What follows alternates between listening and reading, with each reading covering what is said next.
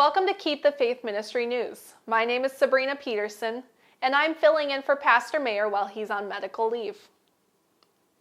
Residues from billions of doses of antibiotics, painkillers, and antidepressants pose a significant risk to freshwater ecosystems and the global food chain, a new analysis said Thursday. There are growing fears that the unchecked use of antibiotics in both medicine and agriculture will have adverse effects on the environment and on human health. When animals and humans ingest medicines, up to 90% of active ingredients are excreted back into the environment. Many medicines are simply discarded. In the United States alone, an estimated 1/3 of the 4 billion drugs prescribed each year ends up as waste.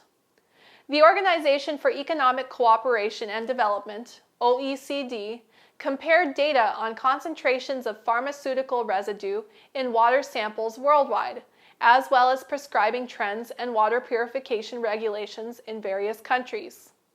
One study cited in its report estimates that 10% of all pharmaceuticals are potentially harmful to the environment, including hormones, painkillers, and antidepressants.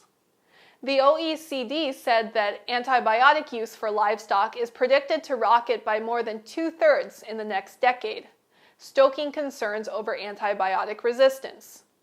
Human prescriptions are also set to drastically increase, according to the report. We're seeing constant engineering of new pharmaceuticals and seeing clinical practices evolve to include recommendations of earlier treatment and higher doses, said the lead report author Hannah Leckie. Another study cited said extremely high concentrations of pharmaceutical products had already been detected in waterways in China, India, Israel, South Korea, and the United States. In Britain alone, ethinyl estradiol, diclofenac, ibuprofen, propranolol, and antibiotics are now present in the runoff of 890 wastewater treatment plants at high enough levels to cause adverse environmental effects, according to another study. The residues of pharmaceuticals have been detected in surface and groundwater across the world, said Leckie. However, there's still a lot we don't know about their occurrence, and we know even less about the concentrations we find. More than 700,000 people already die each year from drug-resistant infections.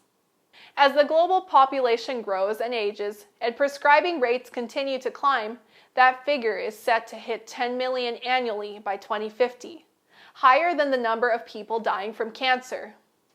Unless adequate measures are taken to manage the risks, pharmaceutical residues will increasingly be released into the environment as aging populations, advances in healthcare, and intensification of meat and fish production spur the demand for pharmaceuticals worldwide, the report said. And the situation is set to get even more acute as climate change increases the spread and frequency of infectious diseases such as malaria and dengue. Leckie said there was something of a vicious circle when it came to medical prescriptions and climate-related disease. Human activity such as population growth and transport combined with climate change increases antibacterial resistance and therefore the need for more pharmaceuticals.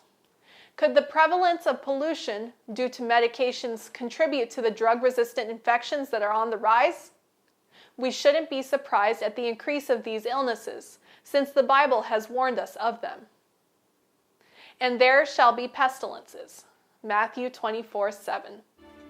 This is Keep the Faith Ministry News. Thank you for watching.